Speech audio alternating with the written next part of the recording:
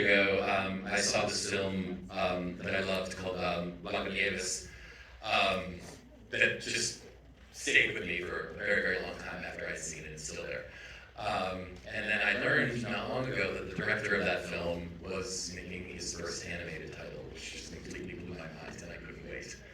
So the film was a Real Life Dreams. It premiered at the Cannes Film Festival and won a prize at the Annecy Festival, and we're so, so happy to have it here. There are a lot of things that I could say about it. I have a lot of very special feelings about this film, but I think that anything that I can say would not be as interesting to you as the man who created it. So please join me in welcoming the director of the film, Pablo Berger. Thank you.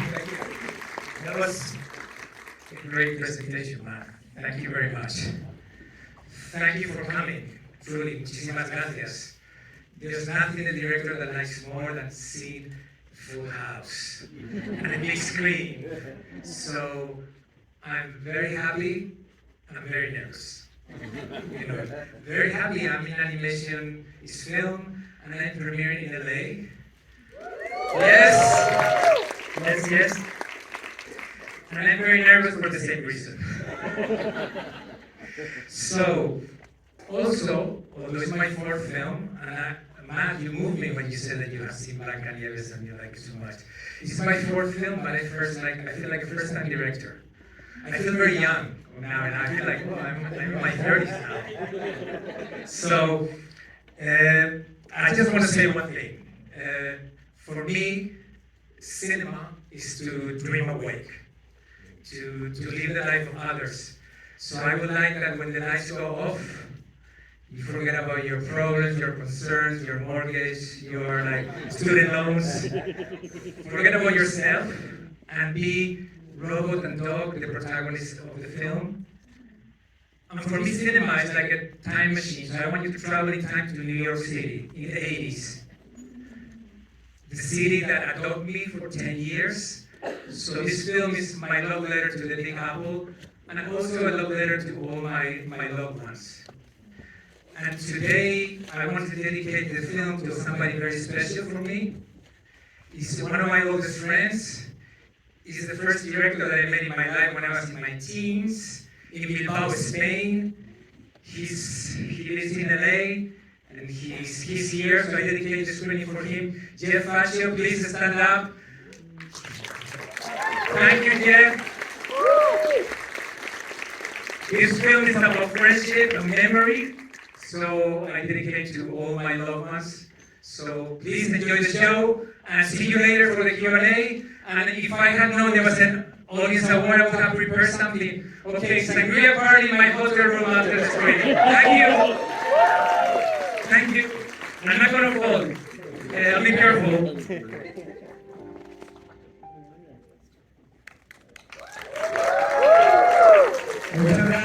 Thank you very much.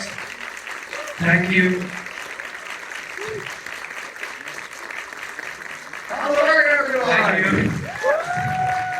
Thank you, Ramin. I hope you brought some Kleenex with you. Thank you. Thank you so much. I think we just saw one of the best movies of the year. Thank you, Amigo! Live action, animated, everything. Thank you so much. Ramin. Coming from Ramin means a lot to me. Please. Thank you. And we have matching hats. We didn't plan this, but...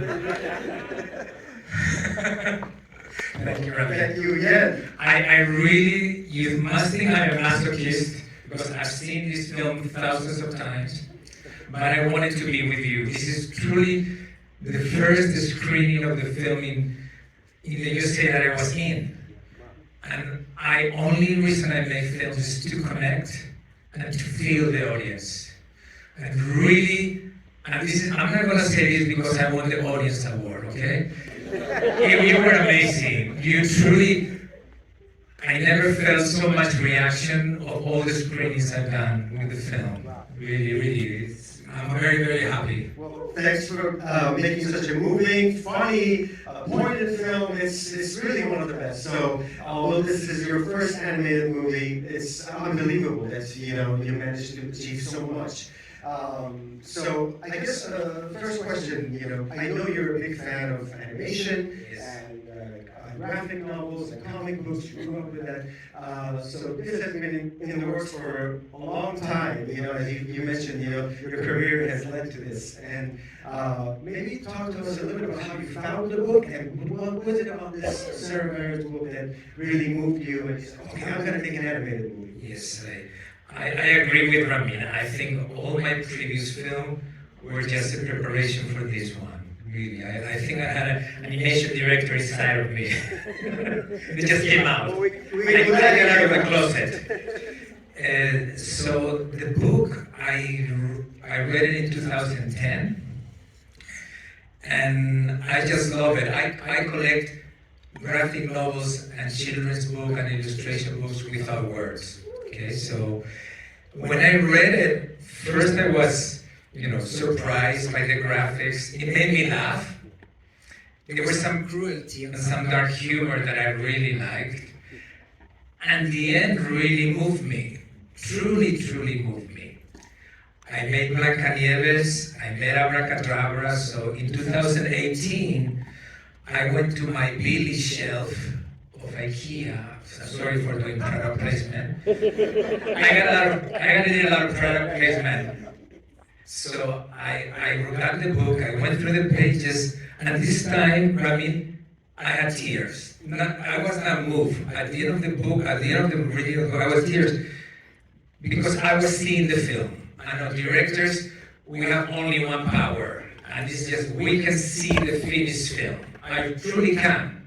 So I saw the true finished film and said, oh, I have to make this film. I have to make, although I had never made an animation film, and I never planned to make an animation film.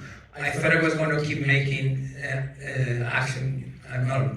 real action films, or live action films. And that story is also very interesting because you almost made it with Cartoon Saloon. Yes. We all know Cartoon Saloon here. And then you just started your own studio, which is just amazing. Now I have to make more films, yeah. But Ramin, it's true. The thing is that what happened is my art director, with his genius, Jose Luis Agreda, he made a great film as an art director that maybe you know, Buñuel in the Turtles Labyrinth, he was the art director. Yes, I will tell him that. So he did a project with Cartoon Saloon while we were financing the film. So suddenly, there's a Spanish producer in Cartoon Saloon said, so what are you working on? Well, I'm waiting for this film that is getting financed. And suddenly, he said, well, it's the director of Blancanieves. And he said, oh, the director of Blancanieves is going to make it.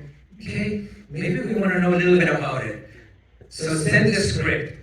And we say, we don't send scripts, So what we did is that the producers and myself went to Kilkenny to talk with Cartoon Saloon, with Paul, with Tom, with Nuria.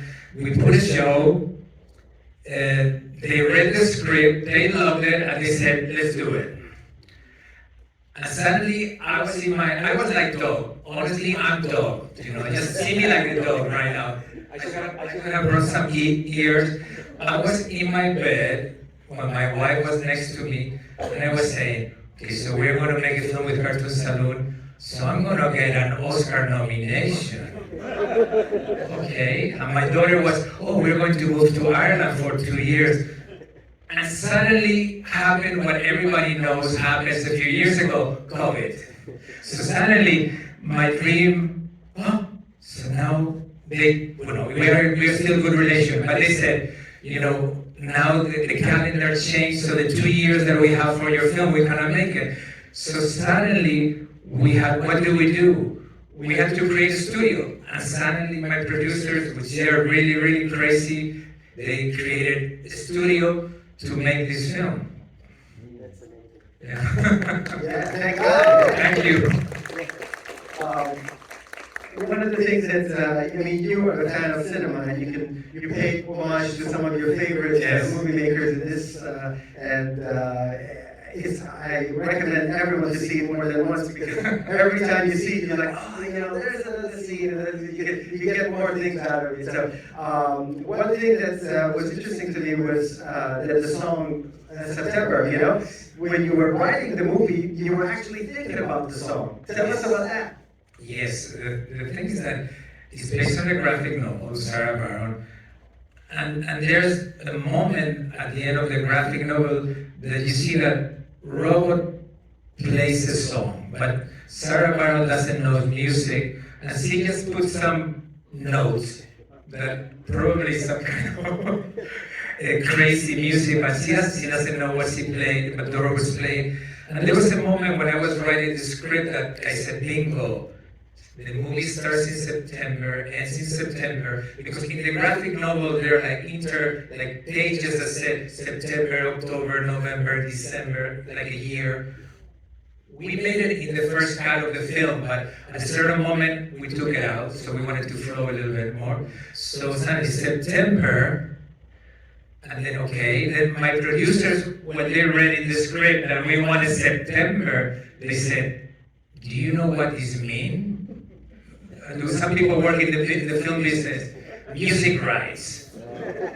Can you imagine how much we paid for this song? Okay, it's a small Spanish-French co-production. But my producers, they spoiled me, they got the rights. And if I sing the first 3 words, he said, do you remember? That's the theme of the film. So it was like, wow, this is the song, okay? So that's the first, do you remember? And then he says, do you remember the 21st night of September? And suddenly my heart stopped because that's the birthday of my daughter, my only daughter, okay? So I said, it had to be this song, and it's the theme, it's what the Robots and Dogs song. And I know that Chaplin is one of your favorite films, yes.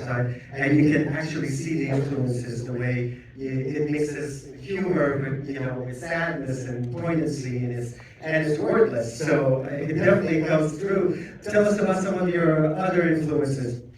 Yeah, no, I love Chaplin and the slapstick, and I love dramedy. He truly invented dramedy. There didn't exist a dramedy before Chaplin.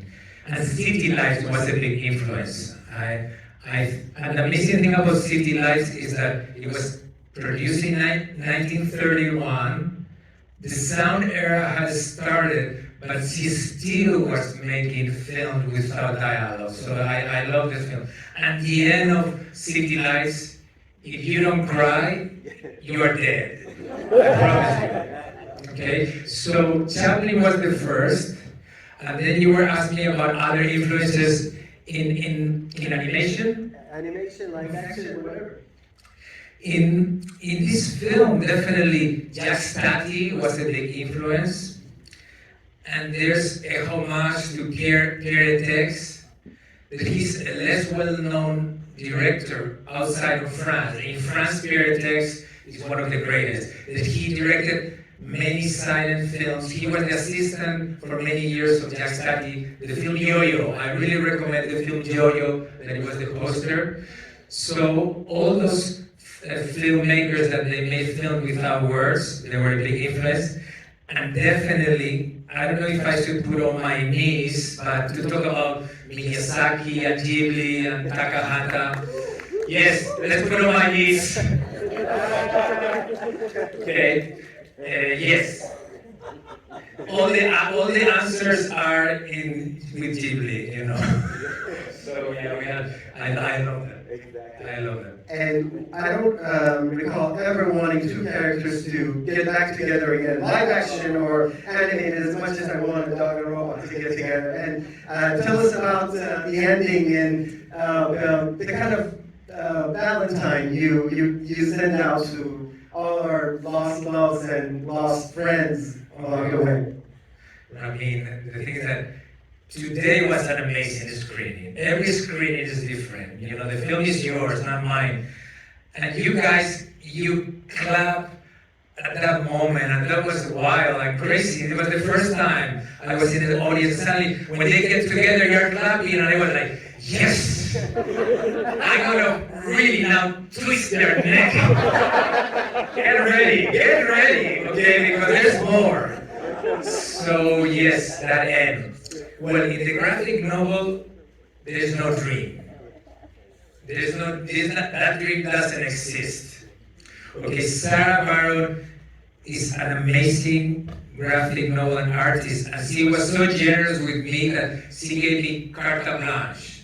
You know, she said, I made the graphic novel, I love your films, do whatever. And that was amazing. And the graphic novel is kind of short. It's not short, but if we adapt the graphic novel, probably would be 30 minutes. So it gave me a space.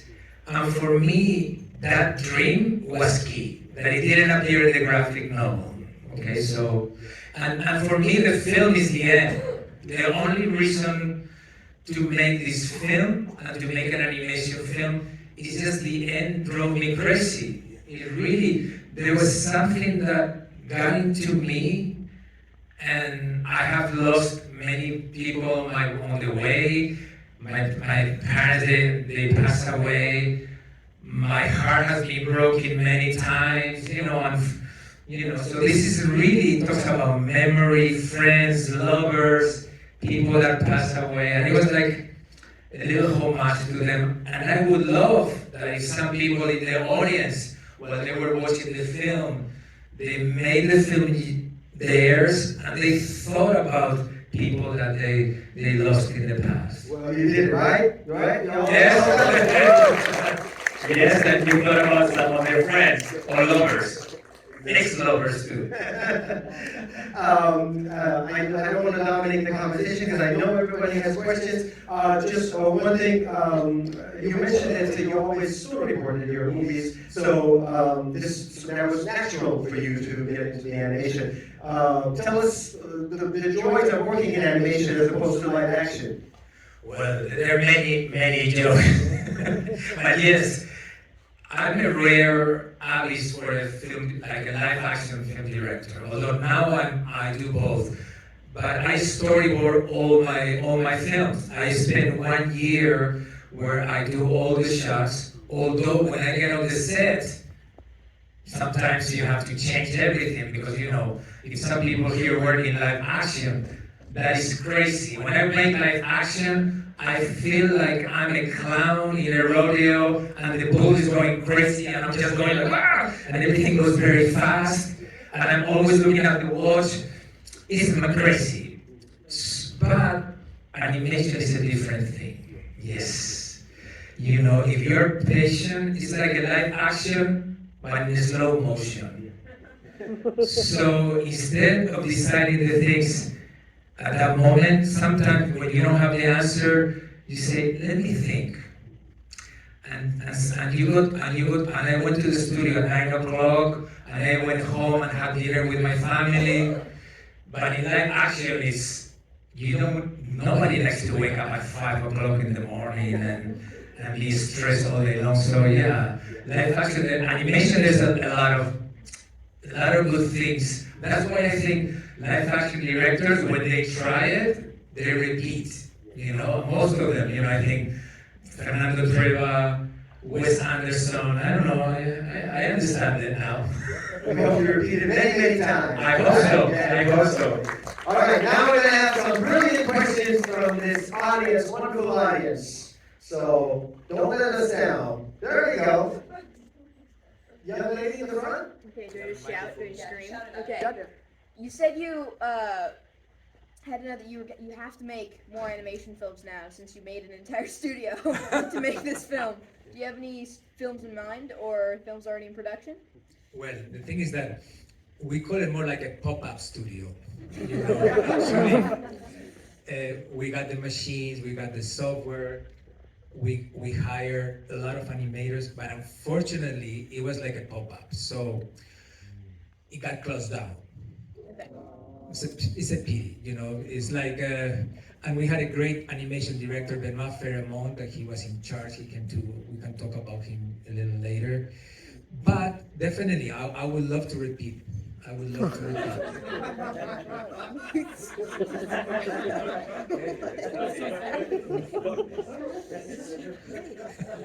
Something fun. So,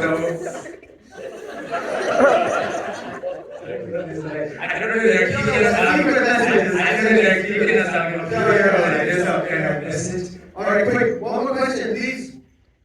Yes. So it was interesting to know that this was a silent movie.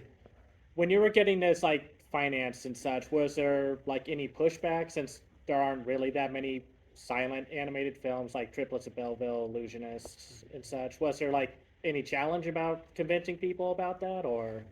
Well, the thing is that I'm glad that you mentioned Sylvain Chomet. I love Sylvain Chomet. I could get on my knees for Sylvain Chomet, the illusionist, Triplets of Belleville. My director of animation worked with him in the Triplets of Belleville. And he was the director of animation of the Belgium side. And that was one of the reasons to work with my director of animation, you know.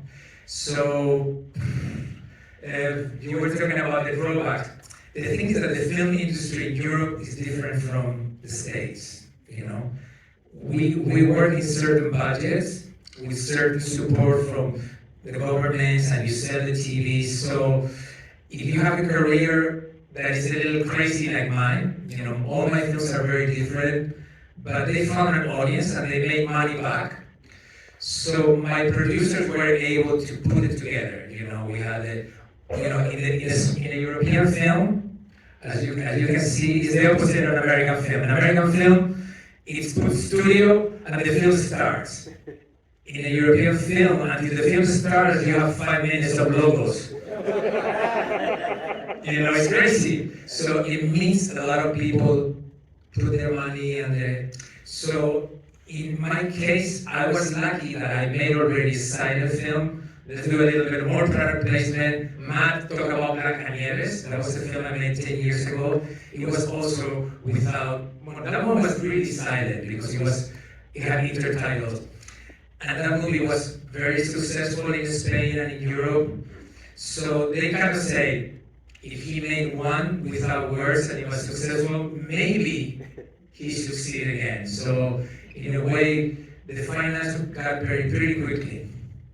I was lucky. I was very, very lucky. Here, I know the industry is so big. I'm sure it will be hard to finance a film without words. You know. All right, one more question. Make it brilliant. That one. Yes, please. Okay. First off, amazing. Great, thank Second you. of all, Amazing. did you originally want to do a movie with dialogue, or was it always just no talking at all? Well, in the graphic novel, it was already without any, how you call it, without words. It didn't have bubbles. So that was one of the things that attracted me a lot. So I knew that element was something that, okay. And also, my love to New York. In the book, you know that it's an American city because you can recognize the garbage cans and the traffic lights, but you don't know which city it is. So the moment I said, wow, this is New York. But the author lived in New York, but it was not, you don't see anything that is very good in New York. And for me, it was like, for me and my wife, that is my collaborator, we lived in New York for 10 years, we moved to Spain, my career is in Spain and France, but we miss New York. We really do. So there's an element of nostalgia, melancholy about New York. So the moment we said, wow, let's make New York the protagonist, robot, dog, and New York, it was click, let's do it.